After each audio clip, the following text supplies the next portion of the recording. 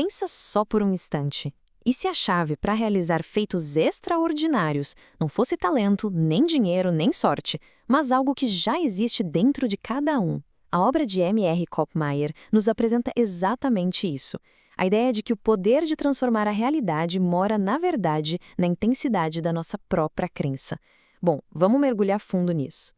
E o mais impressionante é que essa ideia não é nenhuma novidade, sabe? Não é um conceito moderno de autoajuda. Pelo contrário, é um princípio super antigo que a gente encontra em textos sagrados e filosofias de milênios. A afirmação é bem direta. O que uma pessoa acredita no fundo da alma é o que ela se torna. Simples assim. E não para por aí. Grandes pensadores de psicólogos como William James, até líderes espirituais como Buda, falaram a mesma coisa, cada um do seu jeito ao longo da história. A conclusão é sempre a mesma. A crença não é só um pensamento que passa, não. Ela é uma força criadora, um motor que constrói os fatos da nossa vida. Mas chega de teoria, né? Vamos ver a coisa na prática. A história está simplesmente lotada de provas, de exemplos inegáveis de como uma crença intensa fez pessoas comuns alcançarem o que todo mundo julgava impossível. Peguemos a Joana d'Arc. Imagine o cenário. Uma jovem do campo sem treinamento militar nenhum, sem educação formal. A única, e eu digo a única qualificação que ela tinha era uma crença inabalável, quase uma obsessão de que ela ia salvar a França. E foi só essa crença que a colocou no comando de um exército e a levou para a vitória. E o que a gente pode dizer da Helen Keller? Completamente isolada do mundo por barreiras físicas que pareciam intransponíveis.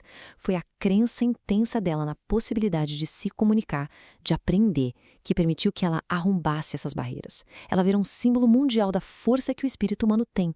Agora, pensa no Thomas Edison. Com quase nada de educação formal, ele tinha uma mentalidade diferente. Para ele, fracasso não era o fim, era só mais um passo. Ele acreditava, com toda a força, que ele podia falhar até chegar ao sucesso. Foram milhares de tentativas que não deram certo, até ele achar uma que funcionou. E essa crença o manteve firme por mais de 10.000 experimentos, até ele iluminar o mundo. E isso nos leva a Marie Curie. Gente, ela morava num sótão gelado, muitas vezes desmaiava de fome porque não tinha o que comer. O que manteve essa mulher de pé? Uma crença intensa, absoluta, de que ela teria sucesso no seu trabalho científico. Foi essa convicção que a levou a ganhar 2 prêmios Nobel e a mudar a história da ciência para sempre. Todas essas pessoas enfrentaram obstáculos que paralisariam a maioria de nós.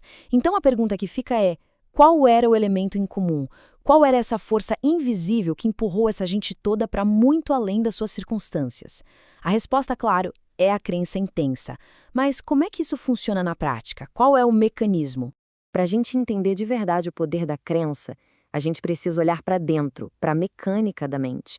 E o Koppmair descreve isso de um jeito genial, como uma fábrica, um sistema de produção perfeitamente organizado, feito para criar a nossa realidade. Funciona mais ou menos assim, ó. A mente consciente é o gerente. Ela que decide o objetivo, qual vai ser o produto final. É ali que a gente forma a crença intensa e dá a ordem. Essa ordem é enviada para a mente subconsciente, que é a fábrica. Ela trabalha sem parar, dia e noite, e aceita as instruções ao pé da letra. E de onde vem a matéria-prima e energia?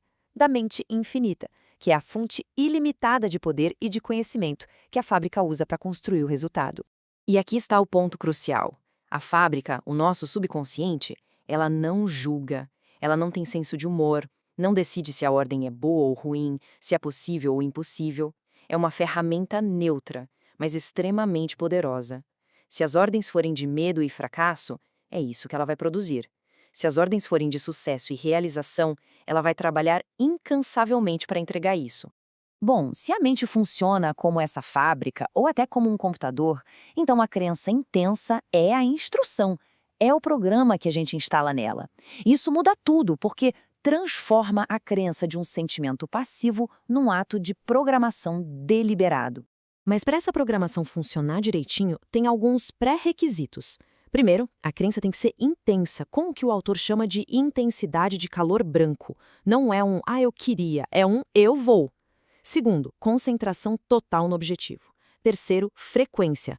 A instrução precisa ser repetida centenas de vezes por dia para gravar mesmo no subconsciente. E por último, ação. Não adianta ficar só no pensamento. É preciso cooperar com as ideias e as portas que a mente começa a abrir. Então, No fim das contas, a regra é clara. O resultado é diretamente proporcional à intensidade da crença. Não se trata só de acreditar, mas do quão fundo, do quão fervorosamente se acredita. É essa intensidade que liga a fábrica na potência máxima. E essa citação, né, ela resume tudo de forma brilhante. O processo começa na imaginação, na ideia, mas é o ato de acreditar que transforma essa ideia de uma simples possibilidade em uma realidade concreta. Acreditar é o gatilho que destrava a capacidade de alcançar.